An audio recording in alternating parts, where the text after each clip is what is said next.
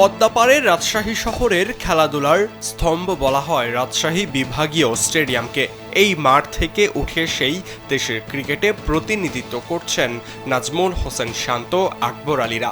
Bangladesh cricket league বিসিএলকে ঘিরে আবারও রাজশাহী স্টেডিয়ামে শুরু হয়েছে ব্যস্ততা।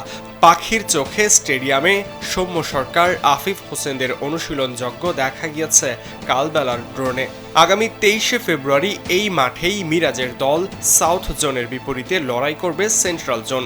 দেশের মানুষকে প্রতিদিন সুরক্ষিত রাখার প্রত্যয় নিয়ে সেফটি কেবলস সহ এলো সেফ সিলিং ফ্যান। 26 ফেব্রুয়ারি ও 28 ফেব্রুয়ারিতে অনুষ্ঠিত হবে আরও দুটি ম্যাচ। টুর্নামেন্টের ফাইনাল মিরপুরে হলেও গ্রুপ পর্বের 6টি ম্যাচ অনুষ্ঠিত হচ্ছে রাজশাহী ও বগুড়ায়। ফলে উত্তর অঞ্চলের ভক্তরা প্রিয় তারকাদের দেখার সুযোগ পাবেন কাছ থেকেই।